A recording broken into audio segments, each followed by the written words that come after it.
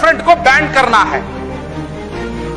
अरे दीवानों, popular front क्या एक पेपर में लिखा हुआ एक संगठन है क्या? पॉपुलर फ्रंट एक सोच है, एक नजरिया है। यह एक सोच है, एक नजरिया है। इसको कोई पेपर में लिखकर फाड़ नहीं सकते, कोई बिल्डिंग का ताला डालकर बंद नहीं कर सकते। ये जालिम और मजलूम की दरमियान की लड़ाई में मजलूम के साथ में खड़कर मैदाने जंग में कुर्बान होने के लिए बनी गई संगठन है। ये कोई पेपर नहीं है इसको फाड़ के फेंकने के लिए। अब इस दो निगाह की सरकार जो आज चल रही है, इस सरकार की सिर्फ एक बुनियाद है। वो क्या बुनियाद है? जीतने के लिए हिंदू वर्सेस मुस्लिम, हिंदू मुसलमान को लड़ाना, लड़ा के इलेक्शन में जीतना, जीत कर लड़ाते रहना। सिर्फ इतना ही इनका काम। संविधान के निजाम पर चलना है तो कुर्बानी देना ही पड़ेगा, कुर्बानी देना ही पड़ेगा, इसमें कोई शक नहीं है। जिस दिन बुलडोजर आती है, जिस दिन डराया जाता है, जिस दिन एजेंसी आते हैं, उस दिन जाकर चूहा जैसा छप जाएंगे और दूसरे दिन आकर टिप्पू सुल्तान के खसीदे गाएंगे, तो इसको इस्लाम में मुनाफिक कहते हैं। इसको इस्लाम में मुनाफिक कहते हैं।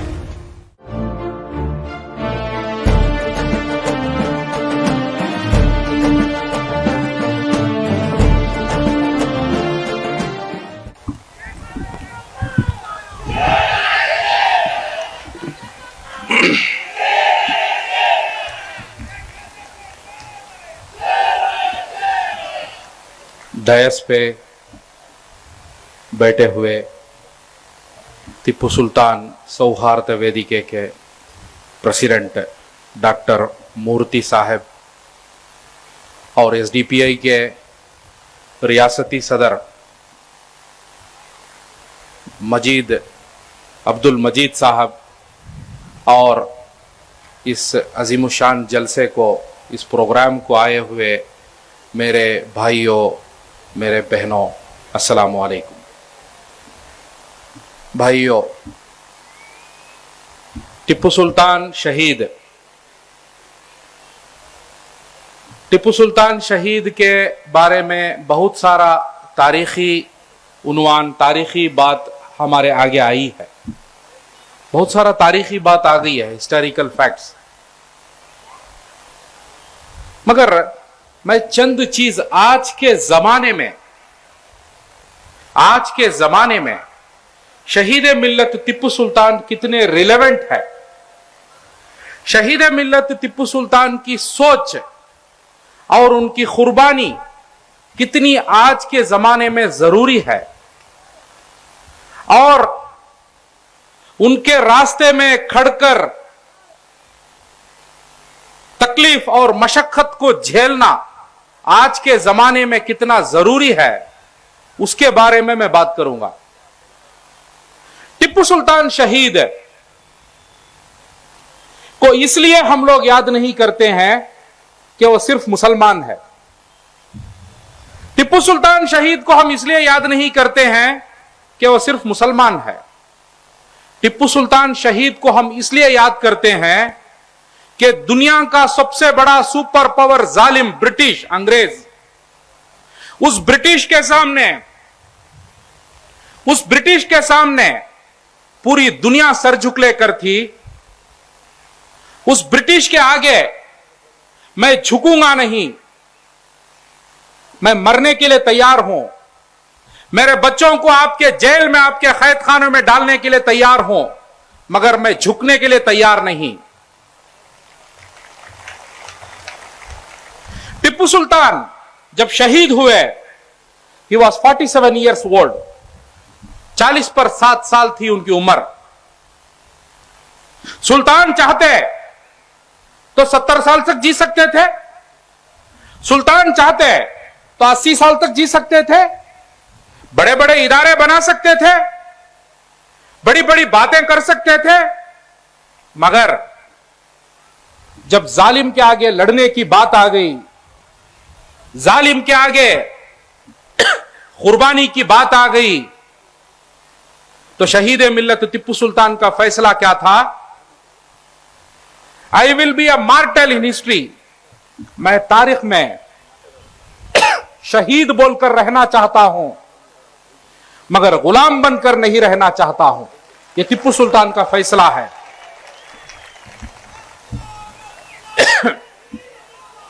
भाइयों,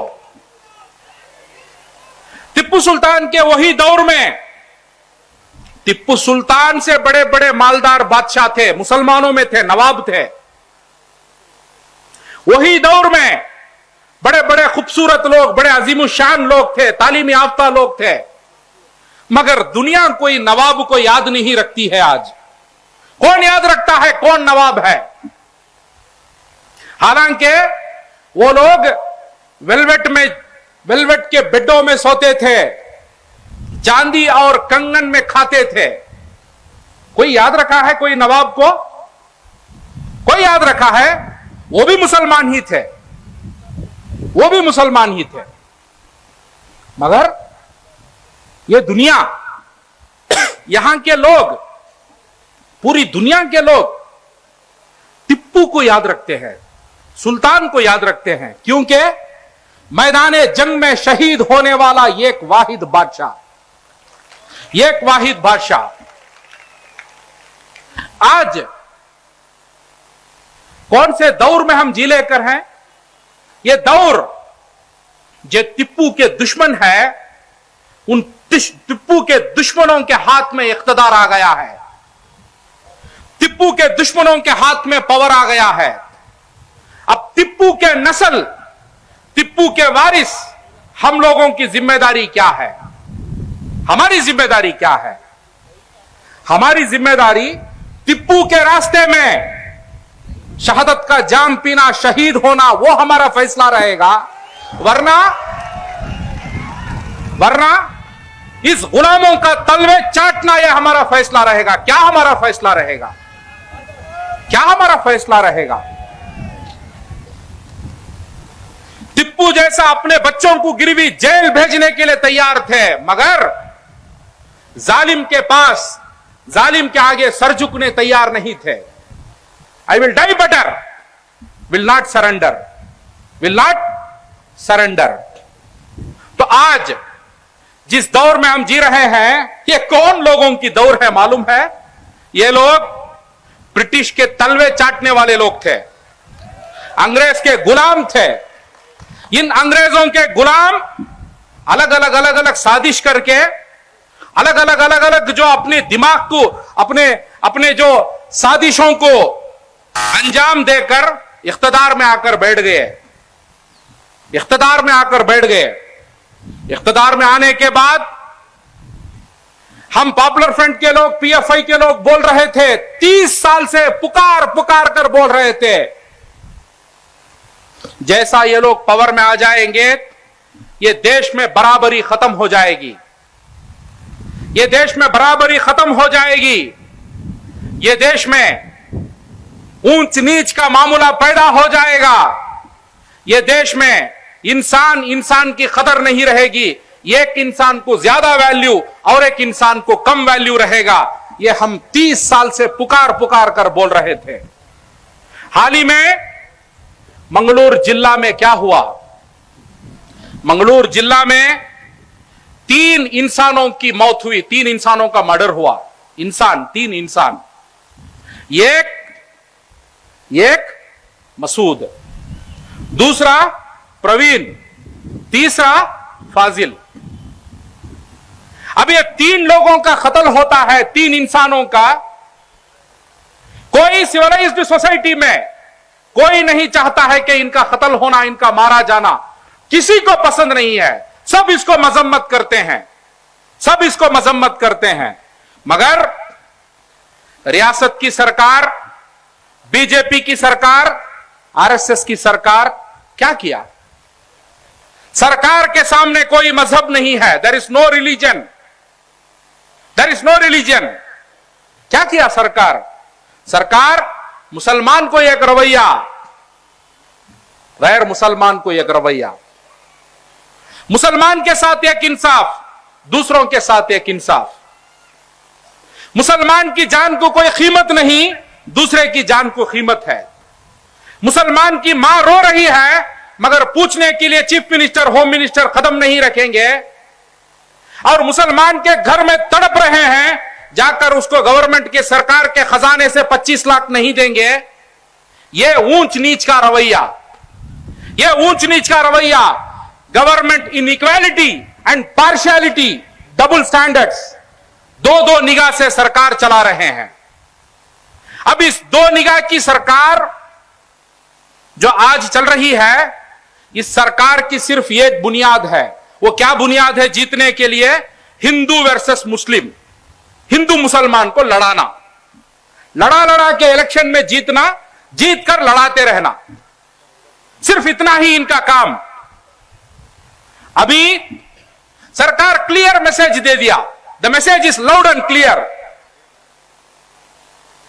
जब फाजिल मारा गया, कोई एनआईए इन्वेस्टिगेशन नहीं, कोई एजेंसी नहीं जाएगी, कोई 25 लाख सरकार के खजाने से नहीं देंगे, दिन दहाड़े उसको काटा गया, दिन दहाड़े।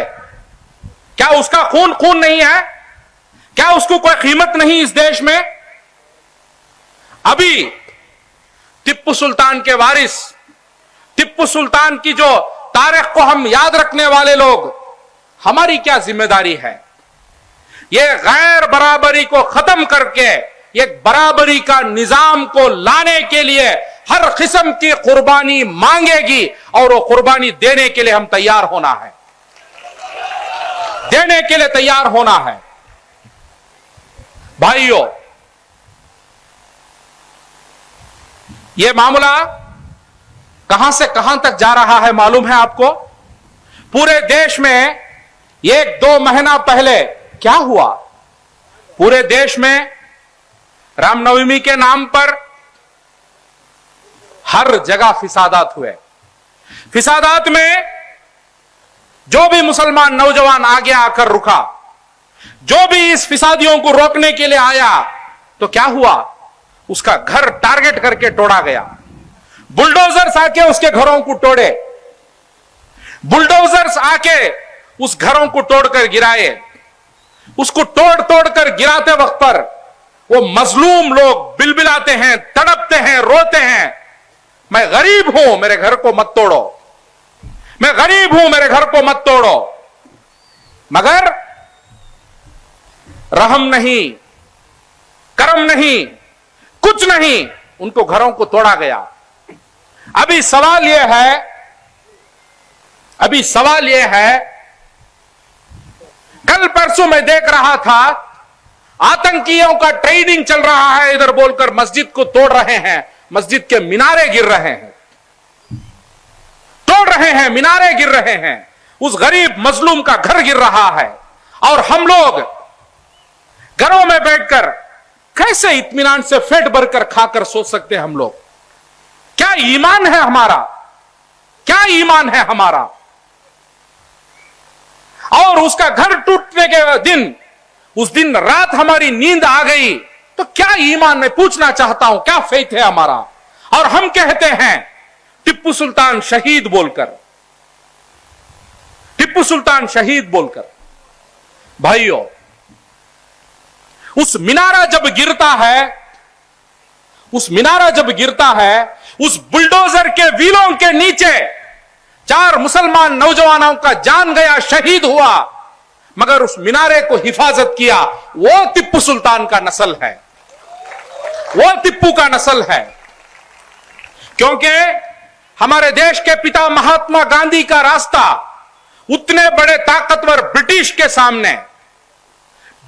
सामने जो नॉन वायलेंस का रास्ता, डेमोक्रेटिक तरीके का रास्ता अपनाकर ब्रिटिश को तोड़कर, उखाड़कर फेंकने की ताकत रखती है डेमोक्रेसी। तो ये ब्रिटिश के गुलामों को हम सबक नहीं सिखा सकते। डेमोक्रेटिक स्ट्रगल में, डेमोक्रेटिक प्रोटेस्ट में, डेमोक्रेटिक एजिटेशन में, इसको आप ऐसा नहीं सोचना है। डेमोक्रेटिक एजिटेशन बहुत ताकत रखता है, बहुत पावरफुल है डेमोक्रेटिक एजिटेशन। जब हमें मालूम होता है उधर 10 मुसलमान, उधर मजबूर लोगों का घर तोड़ा जाएगा, तब 1000 मुसलमान नौजवान जाकर उस बुलडोजर के रास्ते में नहीं सोएंगे तो हमारा ईमान क्या है? और हम कहते हैं टिप्पू सुल्तान। भाइयों, टिप्पू के खसीदे गाना, टिप्पू की तारीख बोलना, टिप्पू के बड़े बड़े तारीफ के प्रोग्राम करना बहुत आसान है, उसके रास्ते में चलना बहुत मुश्किल है, बहुत मुश्किल है।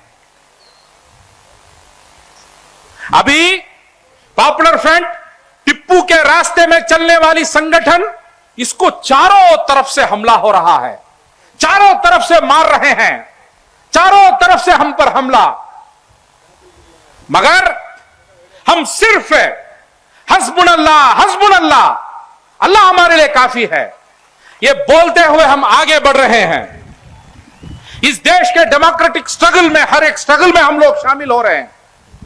अभी प्रोग्राम हो रहा है, दिल्ली में एक प्रोग्राम हुआ हाल ही में, कम्युनल हार्मनी के नाम पर। हमारे देश के national security adviser mister Ajit Doval आकर वो प्रोग्राम किए। वो प्रोग्राम में थोड़ा नामलेवा मुस्लिम लीडर्स, थोड़े मीर सादिक के जो औलाद चंद उलेमा, मीर सादिक के औलाद चंद मुस्लिम लीडर, ये सब लोग जाकर बैठ के प्रोग्राम किए। प्रोग्राम करके क्या फैसला लिए? पॉपुलर फ्रंट को बैन करना है। अरे दीवानों, पॉपुलर फ्रंट क्या एक पेपर में लिखा हुआ एक संगठन है क्या? पॉपुलर फ्रंट एक सोच है, एक नजरिया है, यह एक सोच है, एक नजरिया है। इसको कोई पेपर में लिखकर फाड़ नहीं सकते, कोई बिल्डिंग का ताला डालकर बंद नहीं कर सकते। यह जालिम और मजलूम की दरमियान की लड़ाई में मजलूम के साथ में खड़कर मैदाने जंग में कुर्बान होने के लिए बनी गई संगठन है। यह कोई पेपर नहीं है इसको फाड़ के फेंकने के लिए। इस देश में, इस देश के कॉन्स्टिट्यूशन को तबाह बर्बाद करके, इस देश के कॉन्स्टिट्यूशन को खत्म करके, ऊंच नीच का एक नजरिए को लाकर इस देश में थोपने के लिए पूरे शैतान इकट्ठा हो गए। अभी पूरे इकट्ठा हो गए। इसमें बिस्कुट खाने वाली मीडिया, इसमें पूरे जो एजेंसी में बैठे हुए अलग अलग लोग, ये सब लोग मिलकर साजिश, कॉन्स्पिरेसी, साजिश रच रहे हैं। क्या साजिश? कैसे भी ये 140 करोड़ लोग जीने वाले इस भारत को, इस भारत देश को अपने कब्जे में ले लेने के लिए, अपने कब्जे में ले लेने के लिए अभी यहां के हमारे ये मजलूम लोगों को समझना चाहिए और रद्दे अमल तय करना चाहिए कि हम क्या करेंगे। क्या हम इस 140 करोड़ लोगों के देश को इस ऊंच नीच के निजाम में चलने देंगे या बराबरी के निजाम में, संविधान पे चलने देंगे? किस पे चलने देंगे? संविधान के निजाम पर चलना है तो कुर्बानी देना ही पड़ेगा, कुर्बानी देना ही पड़ेगा, इसमें कोई शक नहीं है। जिस दिन बुलडोजर आती है, जिस दिन डराया जाता है, जिस दिन एजेंसी आते हैं, उस दिन जाकर चूहा जैसा छप जाएंगे और दूसरे दिन आकर टिप्पू सुल्तान के खसीदे गाएंगे, तो इसको इस्लाम में मुनाफिक कहते हैं।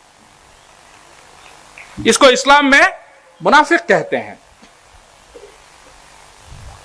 यह दो चेहरा एक मूमिन का, एक मुसलमान का नहीं हो सकता। हमारा एक ही चेहरा होना चाहिए। हमारी एक ही जिंदगी है। इस जिंदगी में बहुत सारे लोग बड़े बड़े क्या क्या बहुत बातें करते हैं। हम यूनिवर्सिटी बनाएंगे, हम वो इदारे बनाएंगे, हम ये इदारे बनाएंगे। जालिम को इख्तिदार में लाकर बिठाकर, उस जालिम को इख्तिदार में रहकर तुम क्या इदारा बनाकर क्या कर सकते हो? क्या इदारा बनाकर क्या कर सकते हो? कुछ नहीं चलने वाला है। बड़े बड़े मुस्लिम उलेमा, बड़े बड़े लीडर्स, बड़े बड़े कायद, कभी कभी उनकी बात को मैं सुनता हूं, मुझे लगता है इनकी बात में आरएसएस वाला मोहन भागवत बात करता है। कभी कभी ऐसा लगता है। क्यों? डर, खौफ। क्या चीज का खौफ? एनआईए, ईडी वो कर देंगे, ये कर देंगे। कुछ नहीं हो जाएगा, कुछ नहीं हो जाएगा। कामयाबी कभी भी मजलूम की ही कामयाबी होती है, मगर फैसले और हिम्मत इसको लेकर हम आगे बढ़ना चाहिए। सबसे बड़ा इदारा तुम्हारा इदारा है, मगर टिप्पू सुल्तान जो शहीद बोलकर जिस इदारे को कायम करके गए, उस इदारा 200 साल होने के बाद भी उस शेर उधर सो रहा है, उधर उस इदारे को लोग आके देख रहे हैं, देख रहे हैं। उधर आके बच्चे बच्चों को बोलते हैं, क्या बोलकर बोलते हैं? ये टिप्पू सुल्तान की खबर बताए, टिप्पू सुल्तान का मजार है। ये टिप्पू टिप्पू टिप्पू टिप्पू टिप्पू करके हजारों लाखों करोड़ों लोग बोलती। तुम्हारे इदारों को बचा के तुम क्या करोगे? पॉपुलर फ्रंट कभी अपने इदारे को बचाने नहीं जाती, हम हमारे इदारे को बचाने नहीं जाते। ये जालिम और मजलूम के दरमियान की लड़ाई में मजलूम के साथ हम खड़ेंगे, इंसाफ का मुतालबा करेंगे, करते रहेंगे, करते रहेंगे। इसे हम कभी पीछे नहीं हटाएंगे, कभी नहीं पीछे हटेंगे। बैन बैन क्या बैन, क्या बैन? बैन से क्या फर्क पड़ने वाला? इंसाफ का मुतालबा जिंदा रहेगा, इंसाफ की जिद्दोजहद जिंदी रहेगी। आखिर में जैसा हमारे मजीद साहब बोल रहे थे, प्राइम मिनिस्टर मोदी बोल रहे थे कि 75 इयर्स में सबको घर बना के देंगे, घर में ट्यूबलाइट सब कुछ कुछ बोल रहे थे, वो कुछ लाइट फैन सब भी। मेरा इतना ही एक रिक्वेस्ट है, इतना ही एक रिक्वेस्ट है, ये 140 करोड़ लोगों का ये देश है, भारत देश को हिंदू मुसलमान करके इस घर को लड़ाकर बर्बाद मत करो, इस घर को बर्बाद मत करो। बाकी कोई घर मत बनाओ आप, और आप जाके अंबानी अडानी का घर बनाओ, आप खुशी उनके साथ रहो, खुशी खुशी उनके साथ रहो। सिर्फ इतना करो, ये 140 करोड़ लोगों का ये भारत, ये हमारा बहुत अच्छा घर है, ये इस घर को मत तोड़ो। पॉपुलर फ्रंट बड़ा कम्युनल तंजीम, बहुत कम्युनल लोग, बड़े खतरनाक लोग, क्या क्या इल्जाम हमारे ऊपर, क्या क्या इल्जाम। मेरा मिसाल, मैं पॉपुलर फ्रंट का नेशनल काउंसिल का आदमी हूं। मेरा मिसाल, मेरा जो दुकान है वो दुकान चर्च का बिल्डिंग है। मेरा दुकान को लीज में मैं मुसलमान लिया हूं और मैं रेंट को दिया हूं हिंदू को। बिल्डिंग क्रिश्चियन की, लीज में लिया मुसलमान, रेंट को दिया हिंदू को। पॉपुलर फ्रंट के कम्युनल लोग, क्या मेरे गांव में एक भी मुसलमान नहीं है क्या? मेरे गांव में 1000 मुसलमान है, मगर फिर भी एक अच्छा हिंदू आया, सीधा आदमी है, मैं उसको रेंट को दिया। वो मेरी मर्जी, मैं उधर हिंदू और मुसलमान बोल के तफर्रुका नहीं किया। कम्युनल संगठन हम।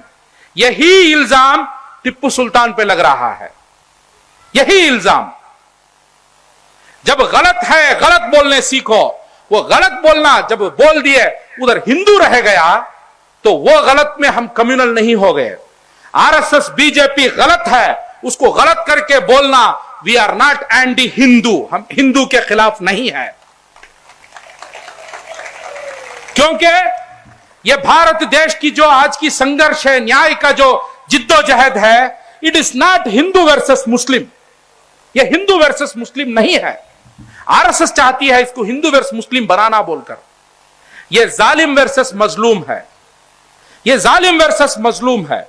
अभी इधर जालिम आरएसएस है, उसके वजह से हम आरएसएस के खिलाफ बात करते हैं। मगर ये लोग शातिर लोग उसको क्या करना चाहते हैं? हिंदू मुस्लिम बनाना चाहते हैं। It is nothing about Muslims, it is nothing about Hindus. Hindu Muslim का मामला नहीं है।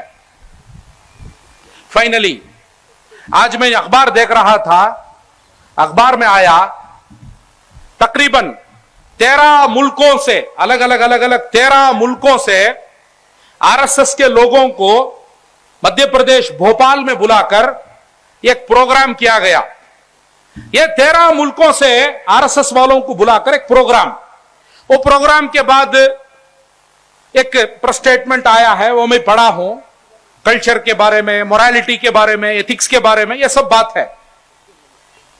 कौन? आरएसएस का चीफ मोहन भागवत के तरफ से।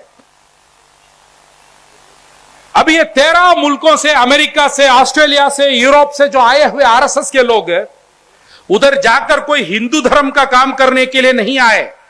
उधर आए क्या मकसद से? उधर से आए क्या मकसद से? उधर से आए वहां के लोगों के दरमियान में इस्लाम के खिलाफ नफरत को डालने के लिए।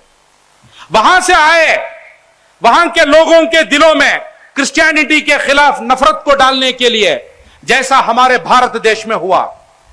हम 50 साल पहले बोल रहे थे आरएसएस के लोग काम कर रहे हैं, यह काम का अंजाम बड़ा बड़ा खतरनाक रहेगा।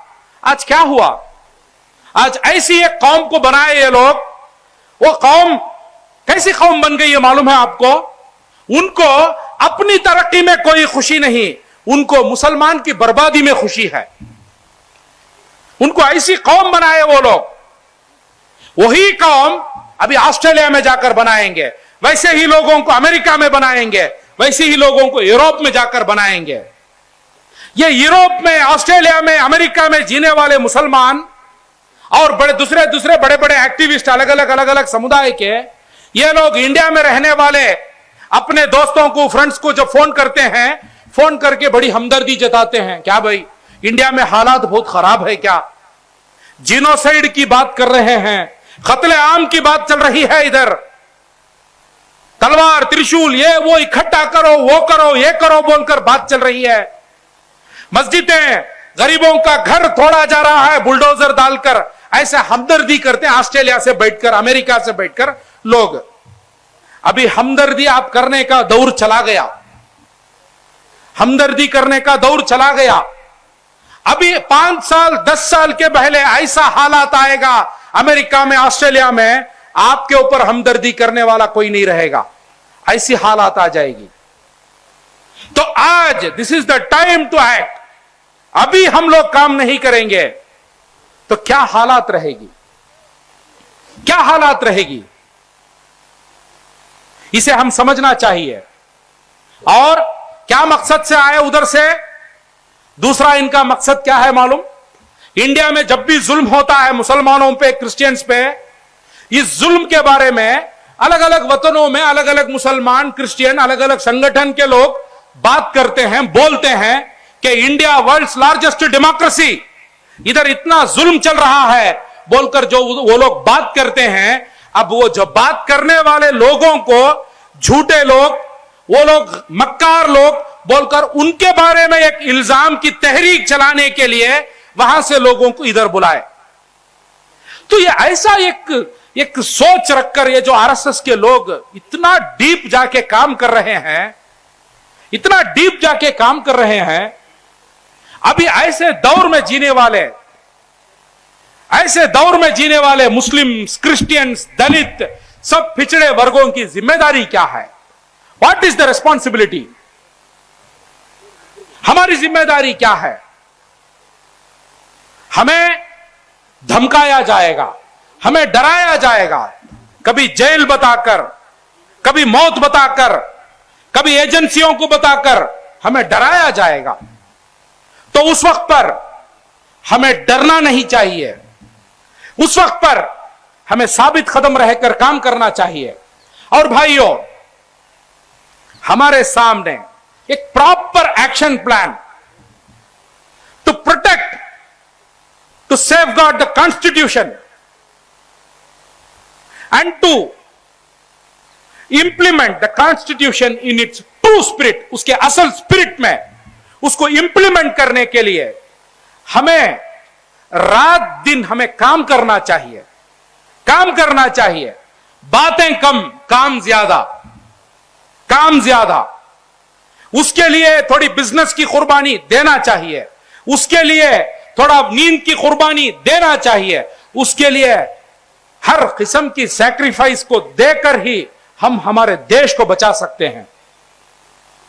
और ये आरएसएस के लोग बहुत डरने वाले लोग हैं, बहुत डरने वाले लोग हैं, ब्रिटिश के गुलाम है, बहुत डरने वाले लोग। इनसे हमें कोई डरने की जरूरत नहीं है, इनसे हमें डरने की जरूरत हमें नहीं है। कामयाबी कभी भी मजलूम की कामयाबी हुई, कामयाबी कभी भी हक की कामयाबी हुई तो यही कहते हुए 47 ईयर्स में अपने जान को कुर्बान किए हुए उस शहीद को याद दिलाते हुए मेरी बात को मैं खत्म करता हूं। आप लोग बड़े इत्मीनान से मेरी बात को सुने, आपको मैं शुक्रगुजार हूं। और इस प्रोग्राम को ऑर्गेनाइज करने वाले ऐक्यता वेदिके, सौहार्द वेदिके वालों को मैं शुक्रगुजार हूं।